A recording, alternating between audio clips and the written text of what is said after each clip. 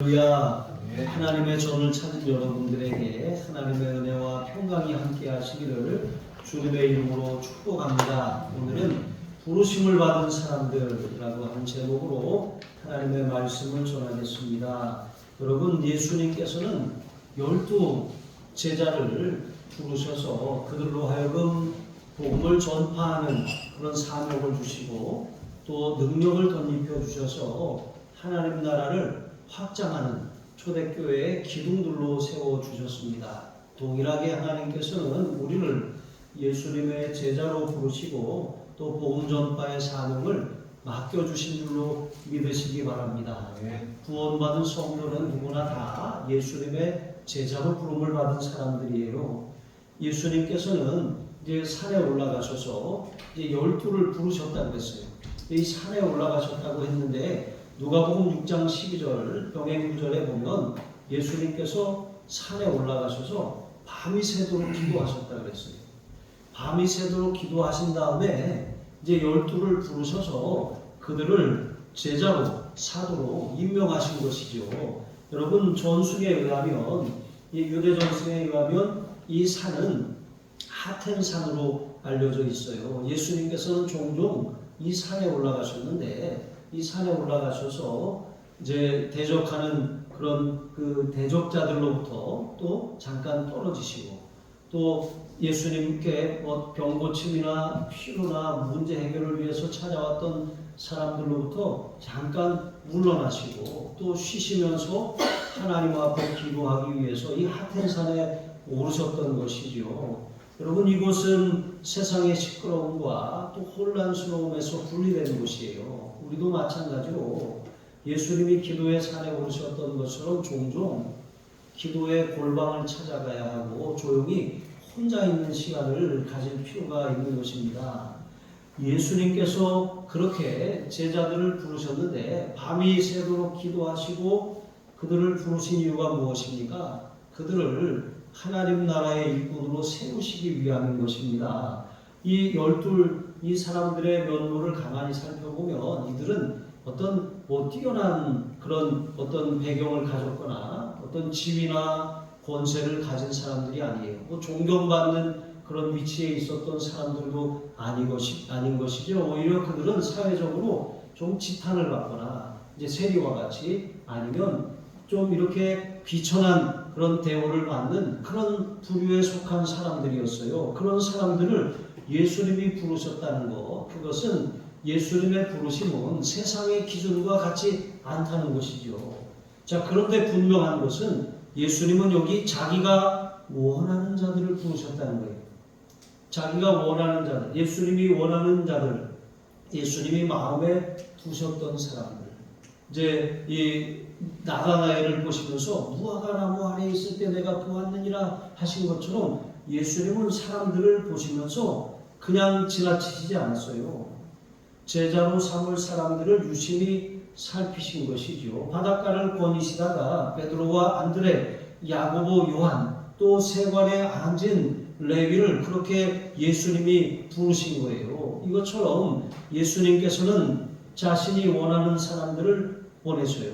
부르시는 것입니다. 연말이 되면 이제 교회가 한 해를 결산하고 또 내년을 계획하고 또 일꾼들을 세우고 또 수고한 사람들을 격려하고 축복하는 그런 시간을 가져요. 당회도 하고 구역회도 합니다. 그런데 이게 은혜롭게 잘 그렇게 진행되는 경우도 있지만 사람을 세우는 일이기 때문에 이게 다툼이 일어나고 또 분쟁이 일어나고 파가 갈리는 그런 어려움도 생기는 거예요.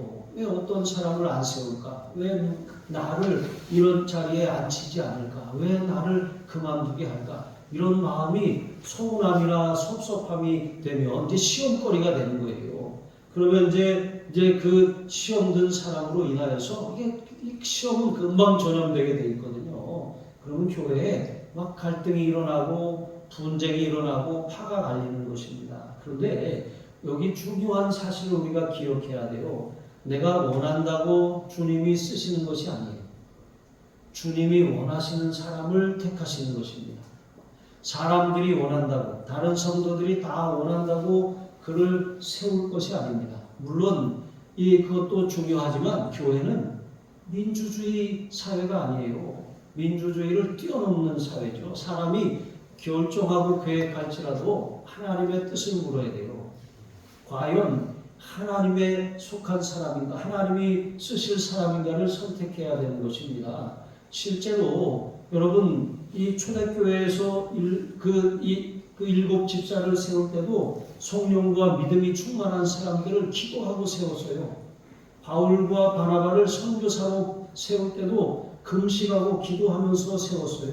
또 12제자 가운데 한 사람 가룟 유다가 빠졌잖아요. 그 한 사람을 보충하기 위해서 마띠아라고 하는 사람을 제비를 뽑아서 세웠어요. 제비를 뽑은 이유는 사람이 계획하고 또 그렇게 선정을 하지만 선택하시는 분은 하나님이심을 그렇게 우리가 인정하는 것이죠. 자, 그렇게 함으로 말미암아 되도록이면 하나님이 원하는 사람을 세우려고 그렇게 힘쓰고 애썼다는 것입니다. 여러분, 부르심을 받은 사람들 중에 한 사람도 자기가 원해서 된 사람은 없어요. 어떤 경우에는 저 못해요, 안 해요, 할 수 없어요. 여러분, 저도 모태신앙이에요. 그래서 못해. 그래서 모태신앙이라고 하잖아요. 여러분, 어떤 사람들은 그래요. 저도 모태신앙인데요. 그래서 그럼 부모님이 옛날부터 예수님을 믿으셨어요? 아니요. 저희 어머니가 저 태어날 때부터 저를 바쳤어요. 그러니까 모태 불교였던 것이죠. 어쨌든 이러한 모태 신앙, 어머니의 신앙이 참 중요해요. 그런데 여러분, 이렇게 어머니가 모태 신앙들은 내가 선택한 게 아니에요. 엄마가 선택해서 어쩔 수 없이 어렸을 때부터 뱃속에서부터 교회를 다니게 돼서 지금까지 다니고 있어요. 이런 말을 하는 사람도 있어요. 그러나 여러분, 그것조차도 하나님의 선택이에요. 하나님의 섭리인 것입니다. 내가 지금 이 자리에 서 있는 것, 그거 하나님의 은혜고 하나님의 주권적인 선택으로 말미암아 서 있는 것이라고 하는 사실이죠. 구원받은 것도 에베소서 2장 8절로 9절에 보시면 너희가 그 은혜에 위하여 믿음으로 말미암아 구원을 받았으니, 하나님의 은혜로 말미암아 우리가 믿음으로 구원받은 거예요. 이것은 너희에게서 난 것이 아니요 하나님의 선물이라. 행위에서 난 것이 아니니 이는 누구든지 자랑하지 못하게 하려 함이니라 말씀하신 것처럼, 만약에 우리가 우리의 어떤 노력이나 공로나 행위나 아니면 우리가 뭘 많이 헌신하고 바쳐서 하나님이 우리를 구원하신다면 사람들이 나는 이렇게 바쳐서 구원받았어 라고 자신의 행위를 주장하고 자랑하게 되잖아요. 그래서 하나님께서는 아무도 자랑하지 못하게 하시려고 오직 믿음으로, 예수님을 믿는 믿음으로 그렇게 구원받게 하신 것이죠. 그렇게 믿음으로 구원받게 하셨을 뿐만 아니라 선택, 또한 우리에게 은사를 주시고 직임을 맡기시는 이러한 모든 일도 하나님이 은혜로 그렇게 선택하시고 부르시는 거예요. 하나님의 주권적인 그런 계획 가운데 이루어지는 것이죠. 왜 나를 부르셨습니까? 여러분, 나는 자격이 없습니다. 나는 감당할 수 없습니다. 여러분, 그렇게 생각할지라도 하나님은 하나님이 원하시는 자들을 부르시고 그것을 감당할 수 있도록 능력을 더해 주시는 것이죠. 그러므로 우리가 하나님의 부름받았음을 알고 또 어떤 직분을 맡으면 왜 내가 하기 싫은데, 내가 시간도 없고 바쁘고 피곤하고 형편도 안 되는데 왜 나에게 이런 직분을 맡겼나, 이렇게 말할 것이 아니에요. 모세도 나는 말주변이 없는 사람입니다 막 하면서 하나님의 부르심을 이렇게 거절하려고 했어요. 그랬더니 하나님이 뭐라고 하셔요? 입을 누가 지었느냐? 그래도 못합니다. 그러니까 내 형 아론이 있지 않냐? 그러니까 하나님께서는 우리를 어떤 사명을 맡기셨을 땐 감당할 힘을 주시고, 그것이 내 힘으로 감당하지 않으면 또 돕는 손길들을 붙여주셔서 협력하게 하시는 것, 이게 하나님이 하시는 방법입니다. 그러니까 결론적으로 우리는 누구도 자기의 어떤 잘남이나 내가 이래서 쓰임받는 거야 라고 자랑할 수가 없는 거예요. 다 하나님의 은혜입니다. 하나님이 은혜로 나를 선택하시고 하나님이 나를 그렇게 세우셨습니다. 그리고 하나님이 나를 주님이 원하시는 사람을 부르셨다는 사실은 또한 여러분 이런 의미가 있어요. 내가 주님이 원하시는 대로 이 직임을 감당하겠습니다. 예수님도 하나님의 아들이신데 기도하시고 밤새도록 기도하시고 제자들을 선택하셨잖아요. 그러면 제자들도 예수님처럼 어떻게 해야 되겠습니까? 기도하면서 하나님이 원하시는 방법으로 하나님이 맡기신 일을 감당해야 되잖아요. 우리는 내 생각이 있어요. 내 뜻이 있어요. 내 계획이 있습니다. 그런데 그러한 생각, 내 뜻, 내 계획을 다 우리가 로봇가 아니잖아요. 다 없애고 그냥 하나님 알아서 하세요. 이렇게 하는 게 아니에요. 우리는 하나님 앞에 내 생각과 계획을 가지고 나아갑니다. 하나님, 저에게 이런 계획이 있고 이런 뜻이 있습니다. 그런데 하나님, 이 계획과 뜻이 하나님의 마음에 맞는지요? 하나님께 물어야 되는 것입니다. 예수님께서도 겟세마네에서 기도하실 때 아버지요, 할 만하시거든 이 잔을 내게서 옮기시옵소서. 그러나 나의 원대로 마시옵고 아버지의 원대로 되기를 원합니다. 여러분, 이것이 우리가 하나님이 맡기신 일들과 책임을 감당하는 올바른 태도예요. 계획을 다 짜요. 하지만 사람이 자기의 길을 계획할지라도 그 걸음을 인도하시는 분은 하나님이십니다. 아무리 많은 계획이 있어도 하나님의 뜻만이 온전하게 서는 거예요. 그러니까 하나님이 원하시는 사람들을 부르신 것처럼 또한 하나님의 원함으로 우리가 부름을 받았다면 하나님이 원하는 하나님의 방법으로 여러분 주신 사명을 잘 감당하시기를 바랍니다. 그럼 하나님이 원하시는 하나님의 소원은 또 뭘까요? 그것은 우리가 너무나도 잘 알고 있는 마태복음 28장 18절로 20절 주님의 마지막 지상명령이에요. 이 명령은 모든 그리스도인들이 받았어요. 그러므로 너희는 가서 모든 민족을 제자로 삼아 아버지와 아들과 성령으로 세례를 베풀고 내가 너희에게 분부한 모든 것을 가르쳐 지키게 하라. 볼지어다 내가 세상 끝날까지 너희와 항상 함께 있으리라. 모든 민족에게 복음을 전해서 제자가 되게 하는 것. 제자는 주님이 명하신 것을 지키는 사람들. 그러니까 우리는 복음을 전할 뿐만 아니라 주님의 말씀대로 살 수 있도록 지키도록 가르쳐야 될 책임이 있어요. 그게 제자 훈련인 것이죠. 이러한 일들을 감당하라고 우리를 구원하시고 제자로 삼아 주셨습니다. 이것이 주님이 원하시는 일이고 주님의 그런 분명한 뜻임을 기억하시기 바랍니다. 두 번째로 여러분 예수님의 부름을 받은 사람들은 예수님과 날마다 동행하는 사람들이에요. 우리 오늘 읽은 말씀 가운데 14절을 다시 한번 읽어볼까요? 이에 12를 세우셨으니 이는 자기와 함께 있게 하시고 또 보내사 전도도 하며. 여러분 여기에 보니까 자기와 함께 있게 하신다 그랬어요. 그러니까 여러분 예수님의 부름을 받은 사람들은 자동적으로 예수님과 동행하는 사람들이에요. 동거동락하는 사람들이에요. 내가 세상 끝날까지 너희와 항상 함께 있으리라 말씀하신 것처럼 구원받은 순간부터 예수님은 항상 우리 곁에 계시고 우리 안에 계시고 우리와 함께 하고 계셔요. 그러면 예수님이 함께 계심을 믿고 예수님과 날마다 동행하며 살아야 되지 않겠습니까? 예수님이 계신데 예수님이 계심을 인정하지 않고 무시하고 예수님께 묻지 않고 대화하지 않고 예수님이 없는 자처럼 살아갈 수도 있다는 거예요. 예수님을 우리가 구원자로 구세주로 믿으면서도 실제로 예수님을 주님이라고 부르면서도 예수님이 주인된 삶을 살지 않을 수도 있다는 거예요. 예수님과 동행하는 삶은 여러분 순간순간 우리의 선택이라는 것이죠. 우리가 어떤 사람과 함께 여행을 할지 어디에 가는 것도 중요하지만 어떤 사람들과 가느냐 이게 참 중요하거든요. 또 내가 어떤 동행이 될 것인가 이게 참 중요하잖아요. 예수님은 우리의 행복한 동행이 되셔요. 나 혼자가 아닙니다.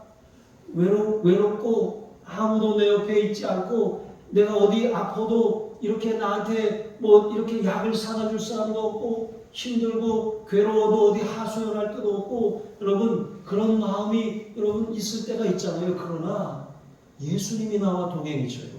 예수님이 나와 함께 하시고 예수님이 나와 함께 누우시고 예수님이 함께 나와 식탁에 계시는 거예요. 예수님은 식사 때마다 보이지 않는 손님이셔요. 우리는 예수님을 대접하는 마음으로 음식을 차리고 아니 나 혼자 먹는데 그냥 물 말아서 그냥 김이나 해서 먹지 그게 아니라 여러분 우리 몸도 귀하잖아요. 잘 차려가지고 이렇게 잘 맛있게 먹어요. 그리고 뿐만 아니라 감사 기도를 드리잖아요. 마치 예수님이 그 식탁에 나와 함께 계심을 우리가 눈으로 보는 것처럼 그렇게 함께 식사하는 거예요. 예수님을 대접하는 것처럼 내 안에 예수님이 계시니까 우리가 우리 몸도 잘 돌볼 책임이 있는 것이죠. 그렇게 예수님과 동행하는 삶을 사는 것이 중요하다는 거예요. 창세기 5장 24절에 보면 에녹이라고 하는 사람이 나와요.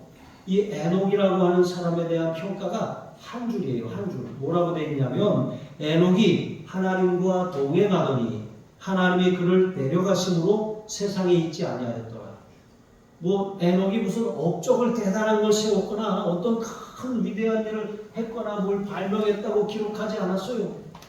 에녹이 하나님과 동행하더니 하나님께서 그를 데려가심으로 세상에 있지 아니하더라 그랬던 것입니다. 이게 에녹에 대한 한 줄 평입니다. 그런데 히브리서 11장 5절에 보니까 에녹에 대해서 그 에녹의 삶을 이렇게 평가하는 거예요.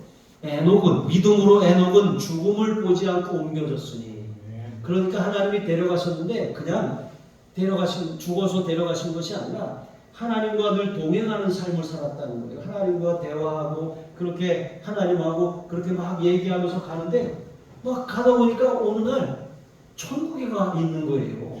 그러니까 그냥 주님만 따라갔을 뿐인데 자연스럽게 죽음을 보지 않고 천국에 가는 것이죠. 성경에도 죽음을 보지 않고 천국에 들어간 사람이 또 있어요. 누구죠? 엘리야입니다. 엘리야는 병거를 타고 하늘로 올라갔습니다. 에녹도 그렇게 하나님 손잡고 천국에 간 사람이에요. 죽음을 보지 않았던 것이죠. 어떻게 그랬습니까? 믿음으로.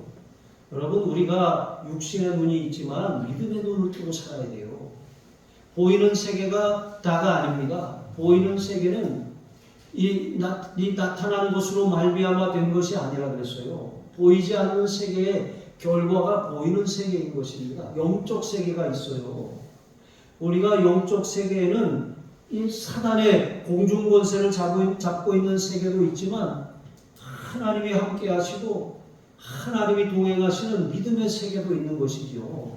날마다 우리가 믿음으로 주님과 동행하면서 살아가는 것. 주님께 기도함으로 말씀을 드리고 주님의 말씀을 통해서 우리가 주님의 음성을 듣고 그런 삶을 살아가는 것이죠.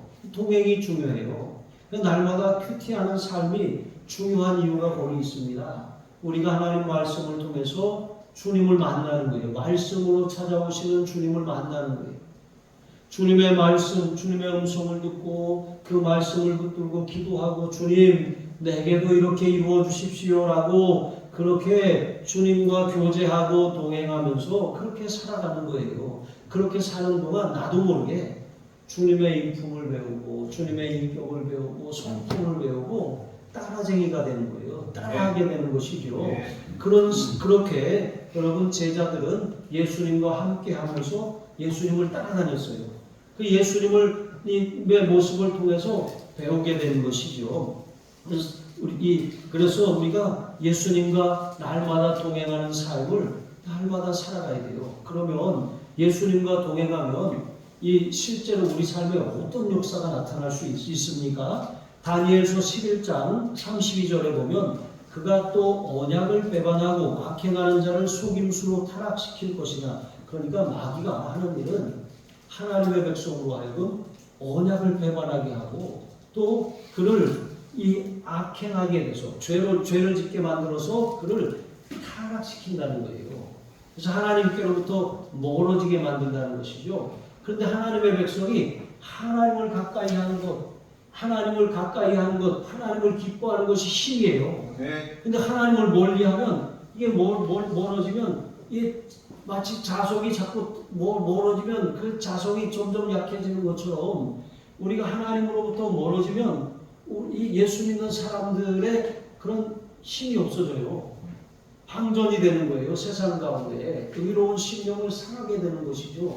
그래서 하나님을 가까이 하는 것이 여러분 아삽은 내게 복이라고 그렇게 고백하는 것이죠. 자, 그렇게 타락시킬 것이나 오직 자기의 하나님을 아는 백성은 강하여 용맹을 떨치리라 그랬어요. 날마다 말씀을 통해서 주님을 만나요. 하나님의 성품을 배우고 인격을 배우고 하시는 일을 배우고 기뻐하시는 것을 경험해요.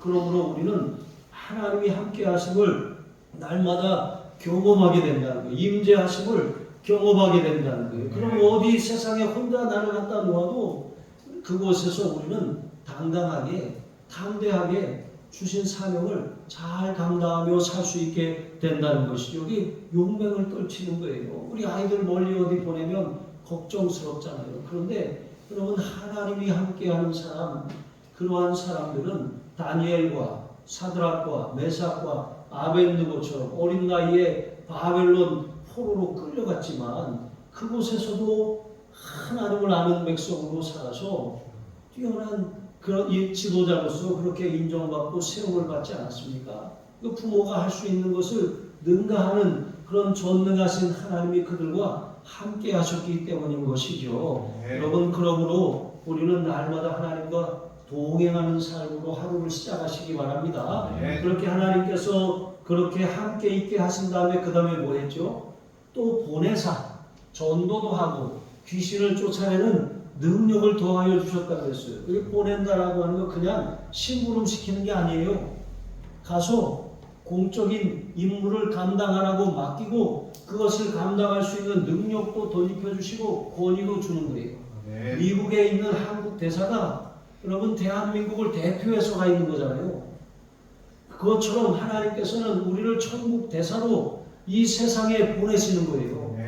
보내셔서 하늘의 권위와 하늘의 능력으로 하나님이 맡기신 일들을 감당하게 하시는 것이죠. 거기에는 여기 예수님께서 귀신을 쫓아내는 능력을 더하신다고 하셨는데 예수님께서 오신 것 요한일서 3장 8절에 보면 하나님의 아들이 나타나신 것은 마귀의 일을 멸하려 하심이라 그랬거든요. 그러니까 세상 나라 가운데 파송받은 것입니다. 그 세상 나라는 공중의 권세 잡은 마귀가 장악하고 있어요. 그런데 그곳에 가서 복음을 전파하고 또 이 세상 나라를 영적으로 침범함으로 말미암아 그곳에 하나님의 나라를 세우는 것, 이게 바로 우리 예수 믿는 사람들이 행하는 일들이죠. 예전에는 이 말씀을 오해해서 십자군 전쟁을 일으킨 때도 있었어요. 그러니까 십자가의 군대, 깃발 십자가를 세우고서 그렇게 이슬람권을 쳐들어가서 총과 칼로 빼앗는 거예요. 여러분 그러나 에베소 6장 12절에 보면 우리의 씨름은 혈과 육을 상대하는 것이 아니요 종사와 권세와 이 어두움의 세상 주관자들과 하늘에 있는 악의 영들을 상대함이라 그랬잖아요.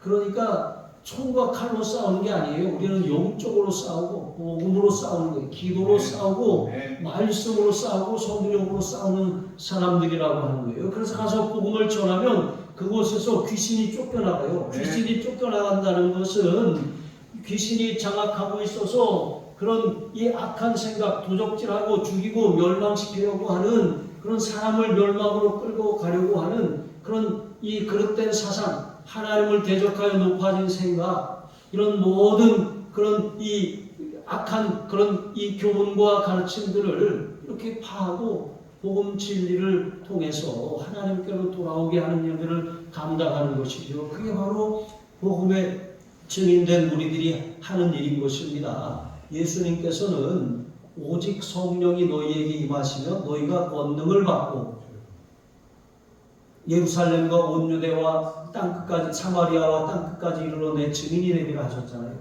성령을 받으면 권능이 오는 거예요.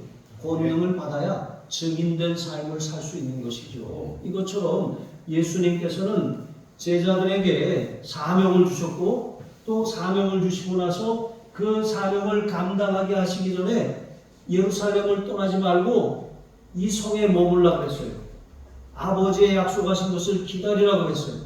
사명을 받았고 성령을 받아야 그 사명을 감당할 수 있기 때문인 것이죠. 우리도 마찬가지입니다. 우리는 하나님의 말씀으로 양육을 받아야 돼요. 하나님의 말씀을 통해서 무장하고 훈련되어야 됩니다. 그런데 그 말씀이 성령에 검이 되어서 그것을 힘있게 사용할 수 있으려면 성령 충만함을 입어야 된다는 거예요. 그러니까 말씀과 성령, 복음과 성령이 우리의 삶을 일으키고 새롭게 하고 힘있게 하는 것이죠. 그리고 그 시작은 처음에 말씀을 드렸던 것처럼 예수님과 함께하는 삶, 동행하는 삶, 날마다 동행하는 삶에 있다는 거예요. 예수 동행하며 살고 말씀으로 살고 성령 충만함으로 사는 사람들은 하나님이 증인의 사명을 감당하게 하신다는 것이죠. 세 번째, 여러분 주님의 부르심을 받은 사람들은 변화된 삶을 사는 사람들이에요. 예수님을 참으로 만나면 변해요. 만나지 못하면 변할 수가 없어요. 예수님을 인격 대 인격으로 만나야 돼요. 지식으로 만나면 지식 차원에서는 우리가 그냥 이 좀 삶의 그런 태도나 양식이 조금 변할 수 있어요. 하지만 사람이 근본적으로 바뀌는 것은 예수님을 참으로 만나야 돼요. 인격적으로 만나야 되는 것이죠. 여기 예수님께서 이제 제자들을 부르셨는데 처음에 이 사람들이 보잘것없는 사람들이었어요. 근데 여기 시몬이라고 하는 사람, 이 시몬이라고 하는 사람을 부르셔서 반석, 베드로라는 이름을 도와줬어요. 아람어로는 게바라고 하는데 이 반석이라고 하는 이름을 도와줬는데, 그런데 사실 베드로는 처음부터 반석 같은 사람이 아니에요. 그가 빌립보 가이사랴에 이제 예수님과 함께 갔을 때 예수님께서 너희는 나를 누구라 하느냐 물으니까 베드로가 주는 그리스도시요 살아계신 하나님의 아들이십니다 그랬어요. 그랬더니 예수님께서 바요나 시몬아, 그러니까 요한의 아들 시몬아, 내가 이것을 내게 알게 한 이는 혈육이 아니요 하나님이시다 하면서 그에게 이렇게 말씀하셨어요. 너는 베드로라. 그러니까 베드로라는 이름을 주신 거예요. 그러면서 이 반석 위에, 베드로가 반석이란 뜻이거든요. 이 반석 위에 내 교회를 세우리니 음부의 권세가 이기지 못하리라. 그러니까 믿음의 반석, 예수님이 그리스도시요 하나님의 아들이십니다라고 하는 참된 고백을 가진 그 믿음의 반석 위에 주님께서 주님의 교회를 세우신다는 거예요. 그러니까 이렇게 그 형편없던 사람이 예수님의 부르심을 받고 또 반석과 같은 믿음으로 그렇게 세움을 받는 것이죠. 근데 처음에 그는 처음부터 반석이 되지 못했어요. 말은 그렇게 장담을 하고 다 저것들 다 버려도 나는 주님을 죽는 데까지 따라가겠습니다 했더니 그런 사람이 예수님을 3번이나 모른다고 하고 부인했던 것이죠. 그러니까 너무 생각이나 행동이 앞서서 책망도 받고 칭찬도 받았던 사람이죠. 어쨌든 그는 예수님이 더하신 그 이름처럼 초대교회의 반석이 되었습니다. 또 세베대의 아들 야고보와 요한, 이 형제입니다. 그들에게는 예수님이 이름을 더하신 것이 아니라 별명을 더하셨어요. 보아노게, 우레의 아들이라고 하는 뜻인데 아주 요란하고 시끄럽다는 거예요. 이들이 굉장히 성질이 풀 같다는 거예요. 누가복음 9장 54절에 보니까 사마리아의 한 성읍에 전도하러 예수님과 제자들이 갔는데 그 사람들이 예수님을 거부하는 거예요. 그러니까 그 야고보와 요한이 어떻게 했습니까? 예수님 불을 명해서 이것들 다 태워버리시라. 이런 끔찍한 말을 하는 거예요. 그러니까 그럴 정도로 굉장히 불 같은 사람들이었거든요. 그런데 나중에 어떻게 되었습니까? 야고보는 최초의 제자들 가운데 순교자가 되었어요. 그리고 요한은 주의 사랑하시는 제자라고 하는 그런 일컬음을 받았고 제자들 중에 제일 끝까지 살아남은 사람인데 그가 반모섬에 유배되어서 요한계시록을 그렇게 받은 사람이에요. 자, 어쨌든 이렇게 예수님을 만나서 이들은 이러한 변화된 삶을 살았다는 것이죠. 또 안드레는 베드로의 형제예요.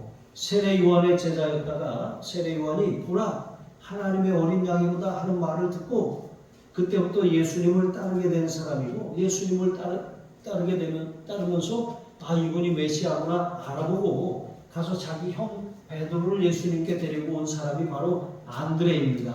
또 빌립은 베세다 출신의 어부예요. 이 어부인데 그는 이 빌립이라고 하는 이름이 헬라식 이름이거든요. 그리스 이름. 그러니까 좀 이방적인 신식 이름이에요.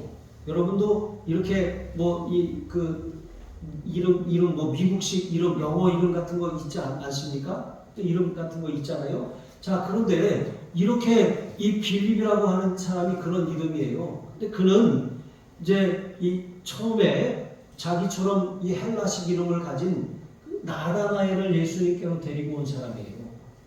나다나엘은 나다나엘을 데리고 왔는데 그러니까 이 나다나엘이라고 하는 사람은 나중에 이제 다데오라고 이렇게 그 학자들에 의해서 이렇게 추정되는 사람인데요. 자, 어쨌든 다데오가 아니라 바돌로메가 이제 이 나다나엘인데요. 자, 어쨌든 이 빌립은 요한복음 6장에 보니까 예수님이 기적을 행하시기 전에 5,000명을 먹이시기 전에 제자들에게 이렇게 물었어요. 우리가 어디서 이 떡을 사서 이 사람들을 먹이겠느냐? 그랬더니 빌립이 굉장히 머리가 빨리 회전되는 사람이에요. 각 사람으로 조금씩 받게 할지라도 200데나리온의 떡이 부족합니다. 그랬어요. 그러니까 얼마가 소용됩니다. 그게 아니라 여기서 한 걸음 더 나아가서 딱 이렇게 얼마씩 걷고 이렇게 준다고 해도 얼마가 모자라겠구나. 벌써 이렇게 금방 머리가 돌아간 사람인 것이죠. 이처럼 굉장히 계산적인 이러한 사람입니다. 자, 그런데 여러분 또 요한복음 14장에 보면 예수님께 하나님을 보여달라고 이렇게 졸랐던 사람이기도 한 것이죠. 이런 사람을 하나님이 부르신 거예요. 또 바돌로메는 어떤 사람입니까? 나다나엘의 다른 이름인데요. 그리고 또 마태는 처음에 우리가 지난 시간에 살펴본 것처럼 세리예요. 세리인데 본래 이름은 레위입니다. 레위라고 하는 이름의 뜻은 연합하다라고 하는 뜻이거든요. 그런데 이게 좋게 평가한 것이지 또 나쁘게 해석하면 집착, 애착이라고 하는 뜻이에요. 그러니까 레위라고 하는 이름을 받았어요. 우리가 이 사랑을 많이 받으면 이게 사랑을 어떻게 흘려보내게 되어 있어요. 근데 사랑을 잘 받지 못하고 자라면 뭔가에 자꾸 이렇게 내가 나를 지켜야 되기 때문에 자꾸 애착하게 돼 있어요. 그런데 이렇게 하다 보면 신앙생활도 자꾸 애착을 하게 되는 것이죠. 뭔가 이렇게 베풀고 나누고 드리고 헌신하는 삶보다 자꾸 쌓아두고 움켜쥐고 자꾸 쌓아놓으려고 하는 그런 삶이 자꾸 나타나는 거예요. 그래서 사람들을 잘 믿지 못하는 것이죠. 그래서 우리의 이 신앙도 대부분의 사람들이 다 그렇게 살아가요. 레위처럼 그렇게 하나님을 만나면은 연합하는 삶, 하나님을 가까이 섬기면서 사는 삶을 살지만 하나님을 만나지 못하면 집착하는 삶, 뭔가 이렇게 좀 그런 잘못된 것을 이렇게 탐닉하고 중독에 빠지는 그런 삶을 살 수밖에 없다는 거예요. 근데 그런 레위에게 주님이 마태라고 하는 이름을 주셨어요. 마태라고 하는 이름의 뜻은 하나님의 선물이라는 뜻이에요. 그러니까 막 집착하고 자기가 뭔가 이렇게 야곱처럼 살아요. 확 챙기고 그렇게 꾀를 부리고 그렇게 살아요. 야곱처럼 살던 그 삶이 이제 하나님을 만나고 나니까 이스라엘이라 하리라 그랬잖아요. 하나님과 겨루어 이겼다. 이게 기도하며 살겠다는 거거든요. 내 방식, 내 힘, 내 능력으로 살던 사람이 이제는 하나님의 은혜로 살고 기도로 살고 믿음으로 사는 사람으로 이렇게 바뀌라고 하나님이 마태라고 하는 이름을 더하시는 것이죠. 그가 마태복음의 저자입니다. 또 도마는 누구입니까? 도마에게는 디두모라고 하는 그런 별명이 있었는데 이게 쌍둥이라고 하는 뜻이거든요. 요한복음 11장 16절에 보면 우리도 주와 함께 죽으러 가자 했을 정도로 아주 이렇게 좀 맹세했던 사람이거든요. 충성을 맹세했는데 그런데 예수님이 부활하셨을 때 예수님이 부활하신 것을 믿지 못하고 다른 제자들에게 이렇게 말했어요. 예수님의 못자국에 내가 손을 대보고 예수님의 옆구리 창자국에 손가락을 넣어보고 그리고 나서 예수님이 부활하셨다는 것을 믿겠다 이렇게 말했던 사람인 것이죠. 그런데 그런 사람이 훗날 인도에 가서 복음을 전하다가 순교했습니다. 또 알페오의 아들 야고보, 이 작은 야고보라고도 하는데 마태의 형제입니다. 형제를 잘 만난 거죠. 또 다데오는 칭찬함이라고 하는 뜻이고 야고보의 아들이 형제를 잘 만나고 또 그 부모를 잘 만난 거죠. 믿음의 그런 형제, 믿음의 부모를 통해서 그 제자의 길을 걸은 것이죠. 또 가나안인 시몬이 있습니다. 여기 가나안인이라고 하는 것은 가나안 사람이라고 하는 뜻이 아니라 히브리어로 카나라고 하는 그 열심이라고 하는 단어에서 파생된 것인데, 그러니까 그가 열심당이었다는 거예요. 열심당은 한마디로 말하면 혁명당원, 그 아주 열성적인 혁명당원이었다는 거예요. 그러니까 예수님의 제자들 가운데 다양한 사람들이 있었는데 그 중에는 혁명당원도 있었다는 거예요. 그러니까 그런 사람이 굉장히 과격분자잖아요. 근데 이 사람이 실제로 예수님께서 부활하시고 승천하시기 전에 예수님께 이렇게 물었어요. 주여, 이스라엘 나라를 회복하심이 이때입니까? 그러니까 주님, 지금이 우리 이스라엘이 독립할 순간입니까? 그렇게 물었던 사람이에요. 그러니까 예수님이 승천하시기 전까지 끝까지 이렇게 어떤 무력이나 혁명을 통해서 그 이스라엘을 회복하려고 했었던 그런 사람인 것이죠. 그런데 주님이 뭐라고 하셨습니까? 때와 시기는 아버지의 권한에 있다. 그러면서 오직 성령이 너희에게 임하시면 너희가 권능을 받고 예루살렘과 온 유대와 사마리아와 땅끝까지 이르러 내 증인이 되리라 말씀하셨습니다. 그러니까 무력이 아니다. 하나님 나라는 무력으로 우리가 쟁취하는 것이 아니다. 하나님의 나라는 성령의 능력으로 확장하는 것이다.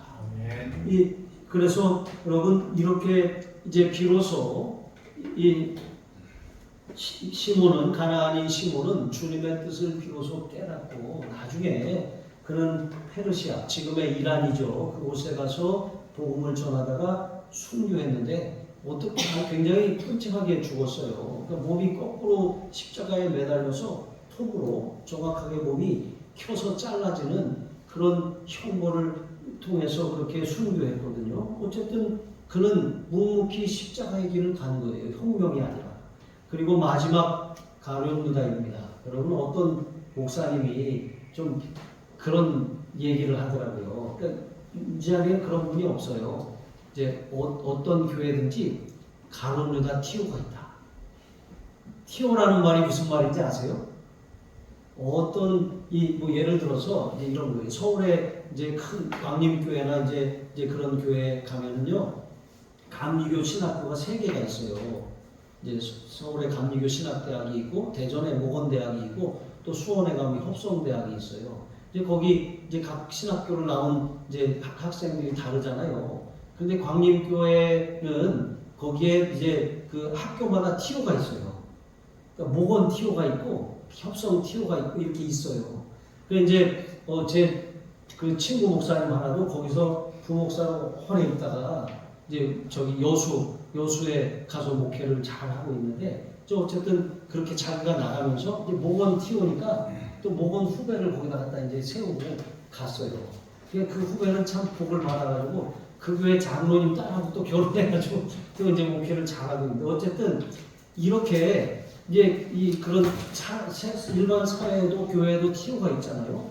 교회 공동체에도 그런 사람이 있다는 거예요. 예수님의 12제자 가운데서도 가룟 유다가 있었어요. 예수님은 가룟 유다가 예수님을 배반할 것을 알면서도 선택하셨어요. 그런데 예수님이 이 가룟 유다에 대해서 이렇게 말씀하십니다. 마가복음 14장 21절에 보면 인자는 자기에 대하여 기록된 대로 가거니와 인자를 파는 그 사람에게는 화가 있으리로다. 그 사람은 차라리 나지 아니하였더라면 자기에게 좋을 뻔하였느니라. 그러니까 그 사람이 태어난 것, 가룟 유다가 태어난 것은 하나님의 섭리예요. 그러나 가룟 유다 입장에서 봤을 때는 자기에게 태어나지 않는 게 좋을 뻔하였다는 거예요.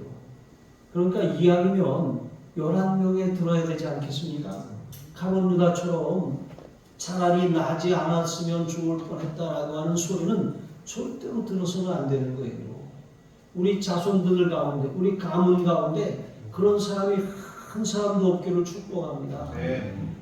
이 광야에서 모세를 아론을 하나님을 반역한 고라의 자손들처럼 그런 사람들도 있는 거예요. 그런데 그 고라의 집안이 어떤 집안이에요? 레위 자손 집안이거든요. 하나님을 가까이 섬기는 사람들이에요. 그런데 그곳에서도 그런 이 잘못된 그런 이 줄기가 올라왔던 것이죠. 그러므로 이왕이면 변한 사람이지 이 가룟 유다의 그런 그 모습에 들어가지 말아야 된다는 것이죠. 그래서 요한복음 13장 27절에 보면 예수님께서 이제 이 말씀하셨는데 조각을 받은 후 그 사탄이 그 속에 들어간지라. 이에 예수께서 유다에게 이르시되 내가 하는 일을 속히 하라. 유다가 할 일을 예수님이 아셨어요. 그리고 유다는 선택할 수 있었어요. 그가 예수님을 팔려고 하는 생각을 포기할 수도 있었는데 그것을 실행하기로 결정을 했어요. 왜냐하면 이 가룟 유다도 예수님을 정치적인 메시아로 알았기 때문에 그렇죠. 막 군사를 일으켜서 로마를 정복시킬 줄 알았는데 십자가를 지고 죽겠다는 거예요. 그러니까 결심을 한 것이죠. 예수님이 떡을 떼어주시면서 나의 몸이라 이거 너희를 위하여 희생하는 나의 몸이다. 이것을 먹을 때마다 나를 기념해라. 그러니까 이 떡 조각을 딱 받아 먹을 때 죽는다는 얘기잖아. 그러면 내가 하려던 것을 해야 되겠다. 그런 마음을 딱 먹으니까 사단이 그 속에 쑥 들어갔어요. 그러니까 예수님께서 내가 하려던 것을 속히 하라 하고 가서 시행에 옮겼습니다. 은 30냥을 갖고 예수님을 팔아넘겼어요. 나중에 뉘우쳤습니다. 하지만 뉘우치고 회개했어야 되는데 마지막 회개의 기회도 내던져버리고 스스로 목숨을 끊어버렸습니다. 그래서 계속해서 우리가 사도신경에 고백하고 있는 것처럼 여러분 우리의 삶에 또 본디오 필라도처럼 또 가룟 유다도 아주 그런 오명을 쓰고 계속해서 기독교인들에게 그런 이 회자되고 있는 것이죠. 그러므로 여러분 우리는 주님이 원하시는 부름을 받은 사람들이죠. 주님의 뜻을 묻고 주님과 동행하고 주님이 주시는 능력을 힘입어서 주님이 맡기신 일들을 직분을 또 사명을 주님 오시는 그날까지 주님 앞에 서는 그날까지 신실하게 잘 감당하시는 저와 여러분 되시길 주님의 이름으로 축복합니다. 기도하시겠습니다. 하나님 아버지 주님의 주권적인 선택과 은혜를 입어 구원받게 하시고 복음의 일꾼이요 제자의 길을 걷게 하심을 감사합니다. 날마다 예수님 안에 거하며 예수님과 동행하며 살게 하여 주옵소서. 예수님의 성품과 인격과 순종을 말씀과 기도 가운데 배우게 하여 주옵소서. 요한 제자와 같이 주님의 손길에 빚어져 변화된 삶을 통해 세상을 변화시키는 축복의 통로가 되게 하여 주옵소서. 우리 자손 가운데 한 사람도 가룟 유다와 같은 사람이 일어나지 않게 하여 주옵소서. 우리 주 예수 그리스도의 이름으로 감사하며 축복하며 기도합니다. 아멘.